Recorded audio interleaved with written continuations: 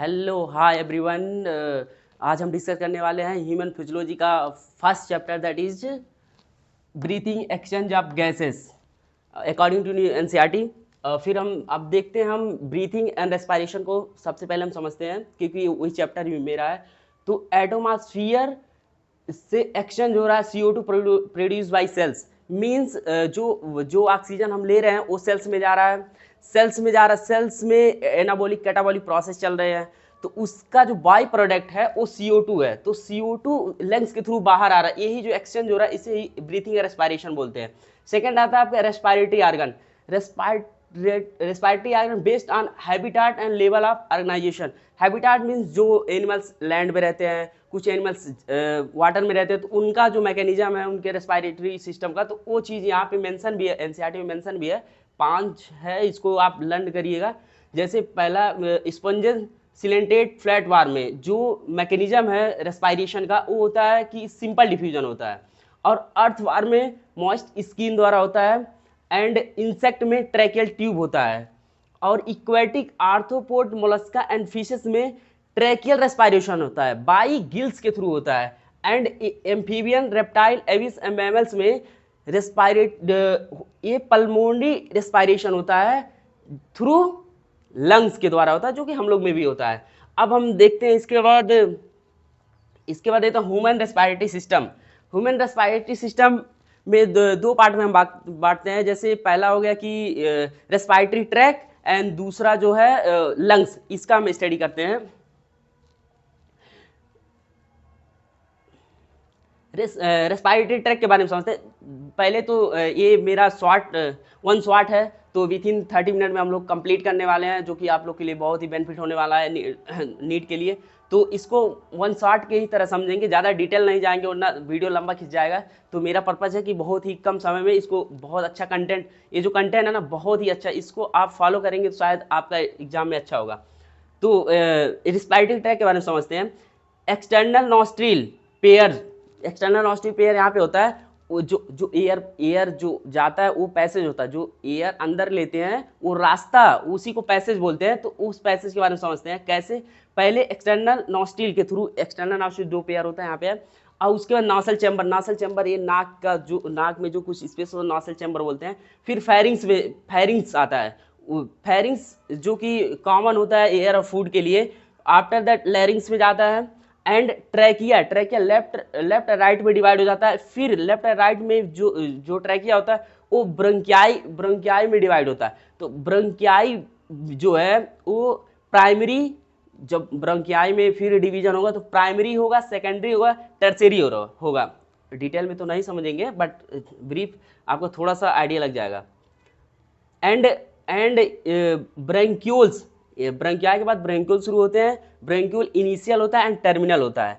After that alveoli means, अब alveoli मतलब हो गया यही जो एल्वुलाई का सरफेस होता है, यहीं से CO2 और ऑक्सीजन का एक्सचेंज होता है। अब हम देखते हैं, अब इसमें भी एक्सचेंजिंग पार्ट, इसको एक्सचेंजिंग, एल्वुलाई को एक्सचेंजिंग पार्ट भी बोलते हैं। अब इसमें फिर आता है कंडक्टिंग पार्ट। कंडक्टिंग पार्ट मतलब कि जितने एल्वुलाई को छोड़कर जितने भी यहाँ से एक्सटर्नल नॉस्ट्रिल से लेके टर्मिनल ब्रैंक्यूल तक एक कंडक्टिंग पार्ट होते हैं। इनका फंक्शन होता है कि जैसे जो एयर आता है तो उसमें नमी रहती है, उसका टेम्परेचर अलग रहता है, तो जो ह्यूमिफाइड करके बॉडी के टेम्परेचर तक लाता है। फिर यही सब इसका यही फंक्शन है कि जो एयर है उसको ह्यूमिफाइड करके बॉडी टेम्परेचर तक लाता है, और जो उसमें एयर में जो भी पार्टिकल्स हैं उसको क्लियर कर देता है। तो यहाँ पे मैं लिखा भी हूँ, ह्यूमिफाइड क्लियर एयर बॉडी टेम्परेचर तक लाता है। एंड फिर हम शुरू करते हैं, एक पार्ट अपना जो रेस्पायरेटरी ट्रैक हो खत्म हो गया, दूसरा पार्ट जो है लंग्स है। लंग्स शुरू करते हैं। पहले लंग्स जो है, लंग्स ये थोरेसिस चैम्बर में, लंग्स जो है थोरेसिस चैम्बर में होता है। अब हम थोरेसिस चैम्बर के बारे में जानेंगे कि कैसे फॉर्म होता है थोरेसिस चैम्बर। थोरेसिस चैम्बर पहले डॉर्सली मैं बताऊं, डॉर्सली पीछे से, यहाँ पे लिखा हो देख सकते हैं आप, डॉर्सली पीछे से वेंट्रल कॉलम एंड रिब्स होते हैं, एंड वेंट्रली आगे स्टर्नम होता है एंड रिब्स होते हैं, एंड ये लेटरल साइड में आपके रिब्स होते हैं। यहाँ पे देख सकते हैं lateral side ribs and lower side में डायफ्राम होते हैं, डायफ्राम यहाँ से ऐसे लोअर साइड से डायफ्राम, ये जो मिल के ये बनाते हैं रिब्स केस भी बोलते हैं या थोरेसिस चैम्बर बोलते हैं। अब जो हमारा लंग्स है वो डबल लेयर प्लूरल मेम्ब्रेन से घिरा होता है, प्रोटेक्शन के लिए होता है, तो घिरा होता है। और उसी जो एनसीईआरटी में दिया outer pleural membrane inner pleural membrane, जो कि बहुत ही इंपॉर्टेंट पूछता है ऐसे क्वेश्चन, आउटर और इनर में कौन सा ये पूछता है कि किसके पास कौन सा होता है। तो ये आउटर मेम्ब्रेन में क्लोज कंटेक्ट थोरेसिस लाइनिंग या सरफेस, एनसीईआरटी लाइनिंग लिखती है, वो सरफेस भी बोल सकते हैं, close contact thoracic lining and inner pleural membrane जो है कंटेक्ट होता है विथ लंग्स की सरफेस में होता है। और ये क्या होता है आउटर में क्लोज कंटेक्ट थोरेसिस लाइनिंग या थोरेसिक सरफेस, ये तो मैंने बता दिया। अब आते हैं मैकेनिज्म ऑफ ब्रीथिंग, जो कि बहुत इंपॉर्टेंट है, एनसीईआरटी में थोड़ा सा कॉम्प्लेक्स कर दिया, बस उसे बहुत ही सिंप्लीफाई करके मैं बताऊंगा तो चीज़ें समझ में आएंगी। मैकेनिज्म ऑफ ब्रीथिंग में पहले रेस्पायरेशन एंड इनहेलेशन को समझते हैं। सबसे पहले इसको समझने के लिए ये डायफ्राम, यहाँ डायफ्राम है ना, अब डायफ्राम क्या होगा, कंट्रैक्ट होगा, डायफ्राम कंट्रैक्ट होगा तो फ्लैट हो जाएगा, जब कंट्रैक्ट होता है फ्लैट हो जाता है। जब फ्लैट होगा किस साइड से होगा, इंटीरियर पोस्टीरियर एक्सिस में होगा। और फिर उसके जब ये फ्लैट होगा तो थोरेसिस वॉल्यूम इंक्रीज होगा, थोरेसिस वॉल्यूम जब इंक्रीज होगा तो इंट्रा पल्मोनरी वॉल्यूम जो है वो तो ऑब्वियसली वो इंक्रीज हो जाएगा। तो जब ये इंट्रा पल्मोनी वॉल्यूम इंक्रीज होगा तो इंट्रा पल्मोनी प्रेशर डिक्रीज होगा, वॉल्यूम बढ़ता है तो प्रेशर घटता है, इन्वर्सली प्रोपोर्शनल होता है। तो जब ये प्रेशर कम होगा तो इनहेलेशन होगा, मींस जब इंट्रा पल्मोनी प्रेशर कम होगा, अंदर का प्रेशर कम बाहर का प्रेशर ज़्यादा, तो जो एयर है अंदर आ जाएगा, तो इसी को इनहेलेशन या इंस्पायरेशन कहते हैं। सेम इसका, और ये एक्टिव प्रोसेस होता है, सेम इसका उल्टा हो जाएगा, जैसे diaphragm and internal coastal muscles, relax diaphragm and external intercostal muscles, ये क्या होगा, अब ये रिलैक्स हुआ, तो जब रिलैक्स हुआ तो ऑब्वियसली थोरेसिस वॉल्यूम घटेगा, तो इंट्रापल्मोनी वॉल्यूम फिर वो भी घटेगा। तो जब इंट्रापल्मोनी वॉल्यूम घटेगा तो इंट्रापल्मोनी प्रेशर जो बढ़ेगा, अंदर का प्रेशर ज़्यादा बाहर का प्रेशर कम, तो जो एयर है अंदर से बाहर जाएगा, इसी को बोलते हैं क्या, इनहेलेशन या एक्सपायरेशन। अब ये exchange of gases based on होते हैं, एक्सचेंज ऑफ गैसेस कैसे होते हैं, जो कि मैं बताया था, एक्सचेंज ऑफ एल्वुलाई को अगर यहाँ देखेंगे ऐसे ब्लड वेसल्स आएगा, इसी के थ्रू ऐसे एक्सचेंज होता है, अभी बाद में बताता हूँ। तो ये 3 फैक्टर हैं, 3 फैक्टर पे काम करता है। कंसंट्रेशन ग्रेडियंट, जो एक्सचेंज गैसेस होते हैं कंसंट्रेशन के बेस पे होते हैं, जैसे कंसंट्रेशन हाई तो इधर आया, कंसंट्रेशन लो तो ऐसे होते हैं। और ये फैक्टर है, इस पे डिपेंड, किस पे डिपेंड करता है, exchange of gases concentration gradient. दूसरा डिपेंड करता है थिकनेस ऑफ मेम्ब्रेन, जो मेम्ब्रेन है उसकी मोटाई कितनी है उस पर भी डिपेंड करता है, अगर पतला होगा तो तेज होगा, मोटा होगा तो कम होगा, that. And solubility of gases, solubility कितना सॉल्यूबल कौन सा गैस है उस पर भी डिपेंड करता है, जैसे सॉल्युबिलिटी ऑफ CO2 इज 20 से 25 हायर दैट ऑफ O2, इसकी सॉल्युबिलिटी है, तो इस पे भी डिपेंड करता है। अब आफ्टर देखते हैं डिफ्यूजन ऑफ मेम्ब्रेन। 3 टाइप के होते हैं। पहला आप देख सकते हैं थिन स्क्वेमस इपिथेलियम ऑफ एलुलाई, मतलब ये जो है ये थिन होता है, थिन स्क्वेमस इपिथेलियम, ये एलुलाई है, ये थिन स्क्वेमस इपिथेलियम है। एंड दूसरा इंडोथीसियम ऑफ कैपिलरीज, ये कैपिलरीज है, तो ये जो ये यहाँ पे एक सेल ऐसे 1 सेल होता है, ऐसे सेल है, इसके क्या बोलते हैं, इंडोथीसियम ऑफ कैपिलरीज। एंड बीच में जो ये मैंने ऐसे किया बीच में, इसी को बोलते हैं बेसमेंट मेम्ब्रेन, ये डिफ्यूजन के लिए रिस्पॉन्सिबल होते हैं। अब देखते हैं ट्रांसपोर्टेट ऑफ ऑक्सीजन एंड CO2, कि ब्लड जो ऑक्सीजन होता है या जो कार्बन डाइऑक्साइड होता है ब्लड के थ्रू कैसे कितना परसेंटेज वो कैरी करता है, दैट्स इट। जैसे आरबीसी हो गया, आरबीसी 97% O2 को कैरी करता है और बचा 3% वो प्लाज्मा के थ्रू कैरी हो जाता है। और यहाँ पे मैंने लिखा है 100 ml oxygenated blood, 100 ml oxygenated blood में 5 ml O2 टिश्यू को पहुँचाता है। 100 ml ऑक्सीजन 100 ml में जो ऑक्सीजन है, 100 ml ऑक्सीजनेटेड ब्लड जो है वो 5 ml टिश्यू को पहुंचाता है। एंड CO2 को देखें, CO2 में क्या है कि आरबीसी के थ्रू कम जा रहा है, 20 से 25 जा रहा है। CO2 मेनली बाइकार्बोनेट में ज़्यादा जाता है, तो बाइकार्बोनेट ये सब वैल्यू आपको याद भी करने हैं। बाइकार्बोनेट में 70% जा रहा है और प्लाज्मा भी 7% कैरी कर रहा है। And 100 ml of deoxygenated blood में 4 ml CO2 होता है जो कि डिलीवर करता है एल्वुलाई को। अब यहाँ देखते हैं formation of oxyhaemoglobin. Formation of oxyhaemoglobin, अगर एल्वुलाई की बात करते हैं तो high partial pressure of O2 and low partial pressure of CO2 and lesser H+ concentration of ion और हाई pH पर और लोअर टेम्परेचर पर एल्वुलाई में फॉर्मेशन ऑफ ऑक्सीहीमोग्लोबिन ज़्यादा होता है। एंड टिश्यू में उल्टा हो जाएगा, टिश्यू में लो प्रेशर ऑफ CO2 हो जाएगा and high pressure of CO2 and high concentration of H+ ion, high temperature हो जाएगा, सेम उल्टा हो गया।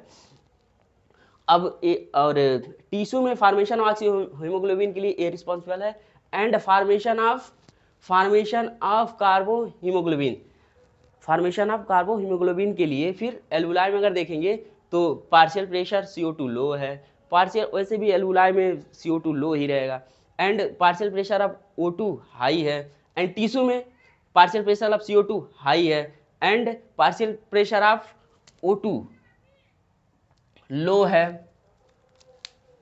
ये तो हो गया formation of oxyhemoglobin and formation of carbohemoglobin. ये दोनों फैक्टर ये इस फैक्टर पे काम करते हैं। अब सबसे इंपॉर्टेंट जो इससे जो नीट में क्वेश्चन आते हैं वो बहुत कंफ्यूज कर देता है। तो ये है आपका ये जो ग्राफ है, इसी से बहुत ही कंसेप्चुअल क्वेश्चन आते हैं जो कि समझ में नहीं आता। तो हमने ये बहुत ही ट्रिकी टाइप का मैंने इसको बनाया है, तो शायद इससे सभी जितने क्वेश्चन बनेंगे कॉम्प्लेक्स वो सब सॉल्व हो जाएंगे। तो इसको हम समझते हैं। ये जो ग्राफ है, ये ग्राफ जो रिप्रेजेंट कर रहा है, एक्सप्लेन कर रहा है O2 ट्रांसपोर्टेशन को, इसी को बोहर इफेक्ट भी बोलते हैं। अब इसको हम समझते हैं ध्यान से।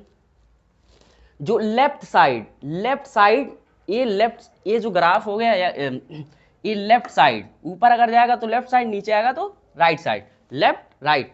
तो लेफ्ट साइड ग्राफ कब शिफ्ट होगा, यही क्वेश्चन आता है, लेफ्ट साइड ग्राफ कब शिफ्ट होगा। वो नीट में क्वेश्चन ऐसे आते हैं कि इन एल्वुलाई में अगर हाई प्रेशर ऑफ O2 रहे तो ग्राफ किधर शिफ्ट होगा, राइट होगा कि लेफ्ट होगा, ऐसे क्वेश्चन आते हैं। अब पहले इसको समझते हैं फिर क्वेश्चन को बहुत इजीली सॉल्व करेंगे। लेफ्ट साइड कब जाएगा, ये मैं लिखा हूं O2 और हीमोग्लोबिन जब मोर एफिनिटी हो, ऑक्सीजन और हीमोग्लोबिन के बीच में जब मोर एफिनिटी होगी तो जो फॉर्मेशन ऑफ ऑक्सीहीमोग्लोबिन ज्यादा होगा तो ये ग्राफ जो है लेफ्ट शिफ्ट होगी।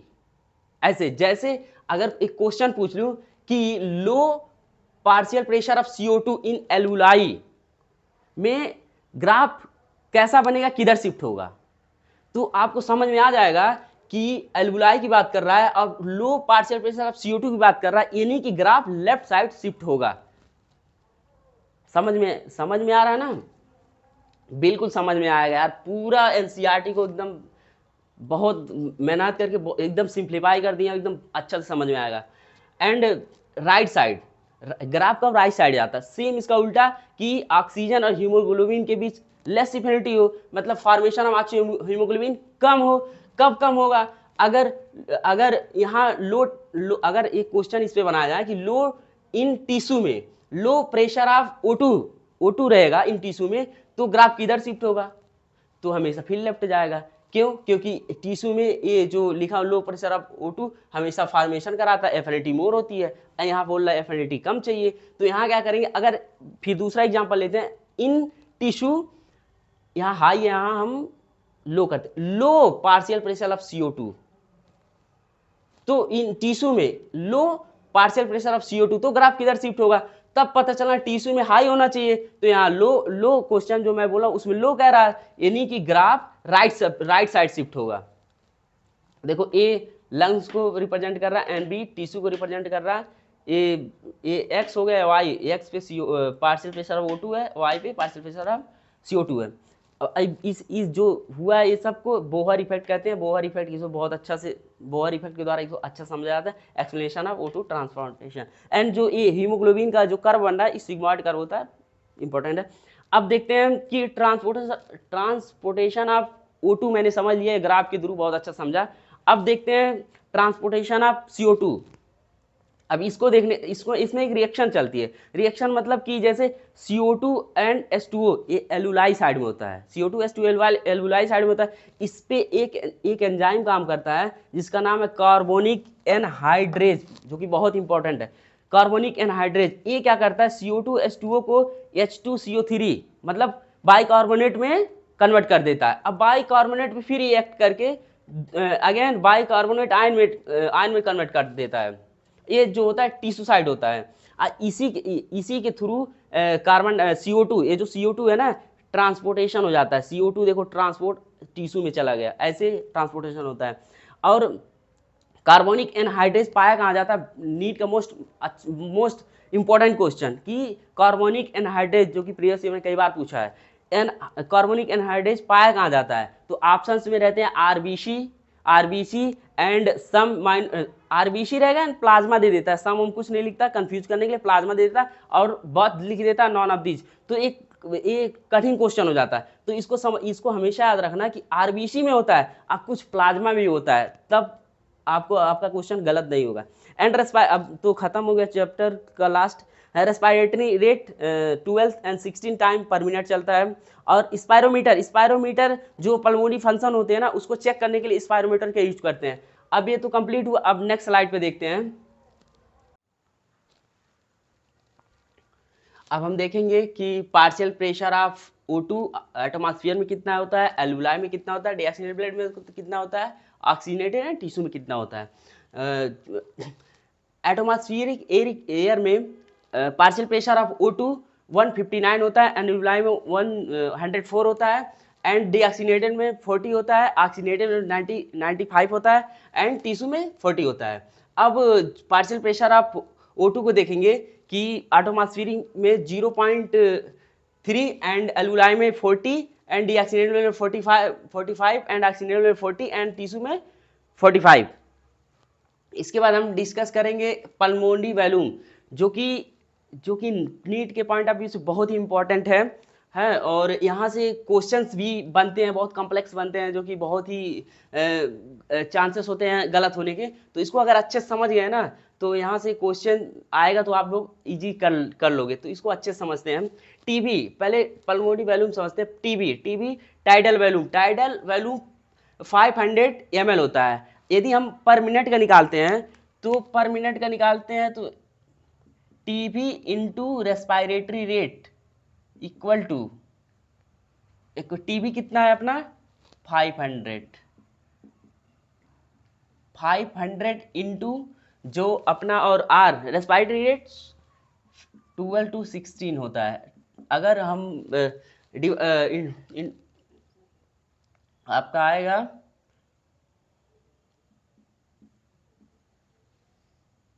6,000 to 8,000 आएगा। अब ये प्रति मिनट का निकल गया है, जो कि टाइडल वॉल्यूम पर मिनट ये और एनसीईआरटी कहती है नॉर्मल जो ह्यूमन होते हैं उसमें ये 1 पर मिनट में 6,000 से 8,000 होता है, एनसीईआरटी भी कहती है। अब देखेंगे आईआरवी मतलब इंस्पायरेटर रिजर्व वॉल्यूम। अब इसको समझेंगे। जैसे टीबी जैसे नॉर्मल पे जैसे टीबी जो हवा निकल रहा है, जो सांस ले रहे हैं, जो सांस छोड़ रहे हैं, ये टीबी है, ये नॉर्मल कंडीशन पे होता है।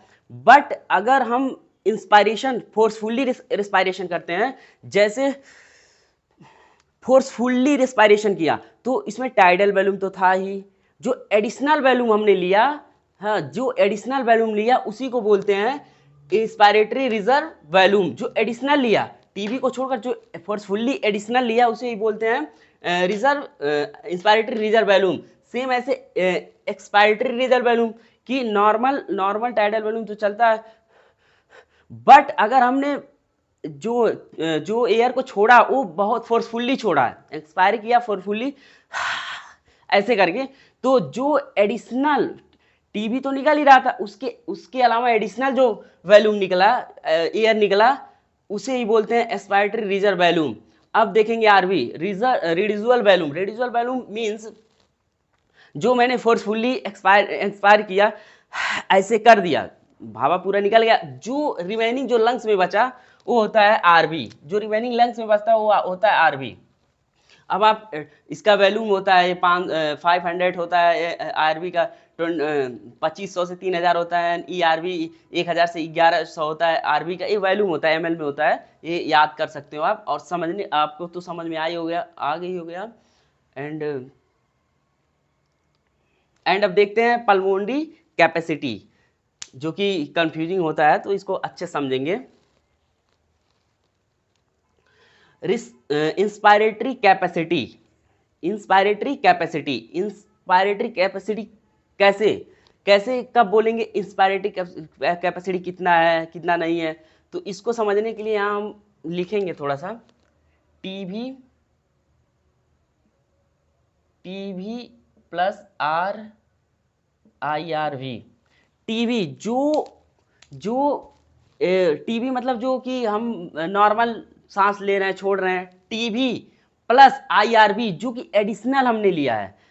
पहले तो टीवी तो है ही, टीवी जो नॉर्मल छोड़ रहे हैं, जो नॉर्मल ले रहे हैं टीवी हो गया, और जो फोर्सफुल्ली ले रहे हैं, फोर्सफुल्ली इंस्पायरेशन कर रहे हैं, ये दोनों को ही बोलते हैं इंस्पायरेटरी कैपेसिटी। सेम ऐसे अगर टीवी को तो नॉर्मली निकाल रहे हैं, टीवी नॉर्मली निकल रहा है, और अगर फोर्सफुल्ली मैंने एक्सपायर किया, मतलब हवा को निकाला फोर्सफुल्ली, तो ये होता है inspiratory reserve capacity. TV and ERB को फोर्सफुल्ली निकालना ही ये होता है इंस्पायरेटर कैपेसिटी, जो कि जो टीवी और नॉर्मल होता है, आरबी फोर्सफुल्ली जो एडिशनल वैल्यूम होता है वो होता है। ये दोनों समझ गए। अब सबसे इंपॉर्टेंट, जो कि बहुत ही इंपॉर्टेंट है, वाइटल कैपेसिटी और फंक्शनल रेडिजुअल कैपेसिटी। इसमें बहुत भी कंफ्यूजन भी होता है, और एग्जाम में मैक्सिमम क्वेश्चन यहाँ से आए हैं, नीट में मैक्सिमम क्वेश्चन, एफआरसी से वीसी से मैक्सिमम क्वेश्चन आए हैं, तो इसको बहुत अच्छे समझेंगे हम लोग। अब अगर हम नॉर्मल कंडीशन में देखें तो लंग्स में होता है क्या, टीवी होता है, टीवी आर भी आई आर ई आर भी ई आर भी, टीवी आई आर भी, ये लंग्स में अगर हम लोग फोर्सफुल्ली इंस्पायरेशन करते हैं, तो टीवी तो आएगा नॉर्मल तो ऐड हो जाता है, एंड आईआरबी एडिशनल वैल्यूम जो फोर्सफुल्ली इंस्पायर वो भी आएगा, एंड ईआरबी तो ऑलरेडी अंदर रहता है। तो ये चार जो है 1 2 3 4 4 है, 4 अगर ये पूरा वैल्यूम को मिला दे तो इसको बोलते हैं टोटल लंग्स कैपेसिटी। क्या बोलते हैं? Total lungs capacity. अगर पूरा वैल्यूम फोर्सफुल्ली अगर हमने इंस्पायर किया तो टोटल वैल्यूम जो हुआ उसे बोलते हैं टोटल लंग्स कैपेसिटी। अब हम समझेंगे वाइटल कैपेसिटी को।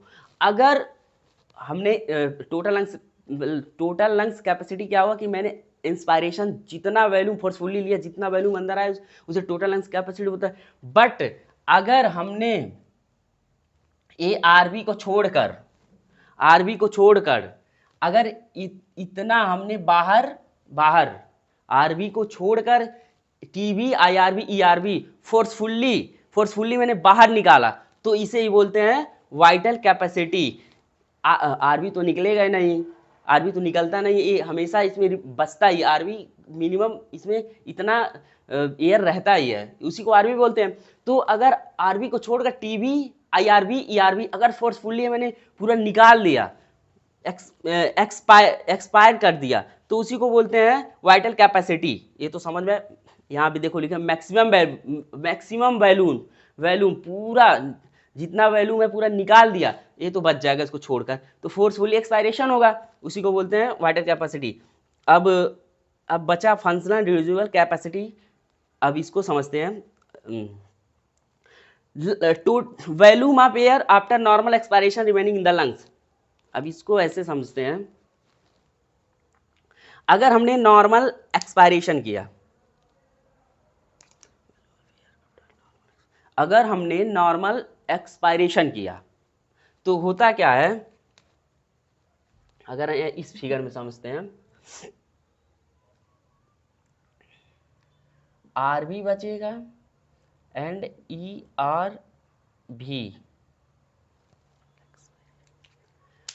ERB volume of air after normal expiration remaining in the lungs. जो नॉर्मल एक्सपायरेशन कर रहे हैं, नॉर्मल एक्सपायरेशन में क्या होगा कि ईआरबी सही है। नॉर्मल एक्सपायरेशन में क्या होगा कि TB normal expiration TB expire कर दिया, टीबी जो कि टाइडल वैल्यूम है वो नॉर्मली 500 होता है, तो उसको बाहर निकाल दिया, टीबी को बाहर निकाल दिया। जो रिमेनिंग यहाँ लिखा है volume of air after normal expiration TB बाहर निकलेगा, तो नॉर्मल एक्सपायरेशन टीबी बाहर निकला, तो जो रिमेनिंग बचा उसी को बोलते हैं एफआरसी, फंक्शनल रिड्यूसिबल कैपेसिटी बोलते हैं। जैसे एक बार मैं फिर समझाने की कोशिश करता हूं, जैसे नॉर्मल एक्सपायरेशन पे टीबी बाहर निकल रहा है, एक्सपायरेशन कर रहा है, टीबी बाहर निकल रहा है, तो अंदर कुछ बचा ना, अंदर हमेशा ईआरबी आरबी हमेशा रहता ही है, और ये तो कभी खत्म ही नहीं होते, तो हमेशा रहता है। तो ये ईआरबी और आरबी को ही बोलते हैं फंक्शनल रिड्यूसिबल कैपेसिटी। अब टोटल लंग्स कैपेसिटी तो मैंने समझा दिया था, और यहाँ पे टीबी ईआरबी मैंने बोला था ना कि अगर पूरा वैल्यू मैक्सिमम वैल्यूम अगर हम लेते हैं तो इसको टोटल लंग्स कैपेसिटी होता है, अगर इतने को हम निकाल देते हैं तो इसको बोलते हैं, इतने को अगर हम फोर्सफुली निकालते हैं तो इसको बोलते हैं वाइटल कैपेसिटी। एंड इसको याद रखना, अगर अब यही हुआ ना कि 3 निकाल रहा, इसको अगर जोड़ेंगे तो टोटल लंग्स कैपेसिटी बन जाता है। ये तो एनसीईआरटी में दिया है, ऐसे पूछ भी लेता है, वीसी प्लस आरबी ऐसे पूछ लेगा, वीसी प्लस आरबी भी लंग्स टोटल लंग्स कैपेसिटी होता है।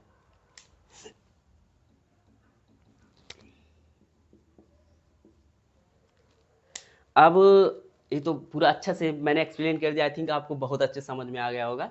अब देखते हैं रेगुलेशन ऑफ रेस्पिरेशन। रेगुलेशन कैसे रेगुलेशन होता है, कभी क्या होता है कि जैसे ब्लड में CO2 का लेवल अगर बढ़ जाता है तो क्या होगा, CO2 का लेवल बढ़ेगा तो क्या होगा कि यानी कि ऑक्सीजन की कमी हुई, ऑक्सीजन की कमी हुई तो ब्रीथिंग रेट बढ़ेगा। अब ब्रीथिंग रेट कौन बढ़ाएगा, तो सबसे पहले जब CO2 या concentration of H+ ion blood में बढ़ता है तो सबसे पहले मैसेज जाता है रेस्पिरेटरी रिथम सेंटर को, जो कि मेडुला में होता है। ये प्राइमरी रिस्पॉन्सिबल होता है फॉर रेगुलेशन के लिए। तो अब primary responsible of this regulation और न्यूमेटिक सेंटर होता है। न्यूमेटिक सेंटर क्या करता है, अगर जैसे जब वो ये अपना काम, जैसे ब्लड में CO2 बढ़ा तो ये अपना काम शुरू किया करने के लिए एक्टिव हो गया, तो ये जब ज़्यादा एक्टिव हो जाता है तो न्यूमेटिक सेंटर पोन्स रीजन में जो कि होता है, ये उस जो फंक्शन को ज़्यादा एक्टिव कर दिया उसको नॉर्मल करता है, यानी कि मॉडरेट करता है। यानी कि न्यूमेटिक सेंटर का काम क्या है, इस जो आपका आरसीसी मतलब हो गया कि आपका रेस्पिरेटरी रिथम सेंटर को मॉडरेट करता है। और इसी ब्रेन में और कुछ एरिया जैसे कि कीमोसेंसिटिव एरिया होती हैं, क्योंकि ब्रेन में होती है, तो highly sensitive to CO2 and H+ ion. अगर CO2 बढ़ा एच प्लस आयन बढ़ा ब्लड में, तो एक कीमोसेंसिटिव एरिया होते हैं, तुरंत सेंस कर लेती है, सेंस करके तुरंत मैसेज भेज देती है रेस्पिरेटरी रिथम सेंटर को। सेम ऐसे रिसेप्टर भी होते हैं, रिसेप्टर भी ब्रेन में होते हैं। इसमें तो एनसीईआरटी में लिखा हुआ है कि रिसेप्टर जो एसोसिएट होता है Arctic arc and carotid artery, इसी के पास में एक रिसेप्टर होते हैं। अगर कोई भी चेंज हुआ ब्लड में, कोई भी चेंज हुआ, जैसे CO2 concentration of H plus ion का कोई भी चेंज हुआ, कुछ भी हुआ, तुरंत मैसेज ये रिसेप्टर रिसीव करके मैसेज यहाँ भेजेंगे, ये अपना काम शुरू कर देगा। जब वहाँ पर जब अपना ज़्यादा एक्टिव हो जाएगा तो ये न्यूमेटिक सेंटर इसको फिर मॉडरेट करेगा। और अगर O2 का लेवल ब्लड में ज़्यादा बढ़ जाता है तो उससे कोई फर्क पड़ने वाला नहीं है, but CO2 and concentration of H plus ion से ज़्यादा इफेक्ट, इसी से इफेक्ट होगा, जो रेस्पिरेटरी रेट है इसी से इफेक्ट होगा। अब कुछ डिसऑर्डर है उसको समझते हैं, जो कि आप लोग बहुत सुने होंगे, अस्थमा। अस्थमा सबसे ज़्यादा ये ओल्डर एज में होती है। तो अस्थमा होता क्या है, अस्थमा में क्या होता है, ब्रीथिंग सांस लेने में छोड़ने में प्रॉब्लम होती है, डिफिकल्टी होती है, और इस वजह से उसमें घड़घड़ाहट की एक आवाज़ भी आती है। उसके वजह से यहाँ पे उसके वजह से इन्फ्लामेशन हो जाता है ब्रंकिया एंड ब्रंक्यूल में, इन्फ्लामेशन हो जाता है ब्रंकिया एंड ब्रंक्यूल में। यहाँ मैंने लिखा था ये गड़बड़,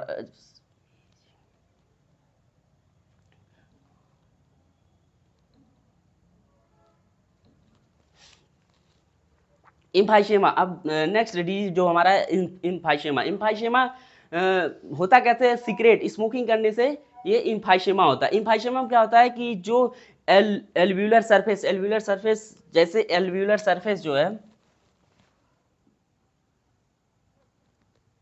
एल्व्यूलर सरफेस, ये एल्व्यूलर सरफेस जो एक्सचेंज होता है गैस, जो कि एक्सचेंज होता है CO2 O2, ये जो एल्व्यूलर सरफेस डैमेज हो जाता है। एल्व्यूलर सरफेस या वाल जो है ये डैमेज होगा तो रेस्पिरेटरी सरफेस, इसी को रेस्पिरेटरी सरफेस बोलते हैं, तो ये भी डैमेज हो जाता है, तो ऑब्वियसली सांस लेने में प्रॉब्लम होगी।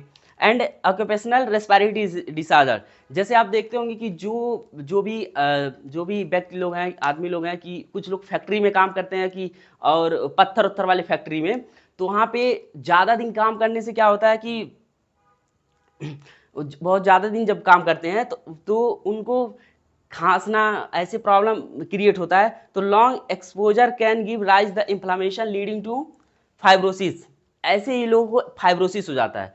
फाइब्रोसिस क्या होता है, फाइब्रोसिस जो एयर सैक है, जो एल्वुलाई में एयर सैक है, जो उसके पास की जो टिश्यू होती हैं, एयर सैक के पास की जो टिश्यू होती हैं वो डैमेज हो जाती हैं। उस डैमेज की वजह से लेंस भी डैमेज हो सकता है, काजिंग सीरियस लंग डैमेज भी हो सकता है। तो मुझे आई थिंक पूरा समझ में आ गया इस चैप्टर का। अब मिलते हैं नेक्स्ट चैप्टर में, फिर अच्छे से समझते हैं next chapter. Thank you everyone.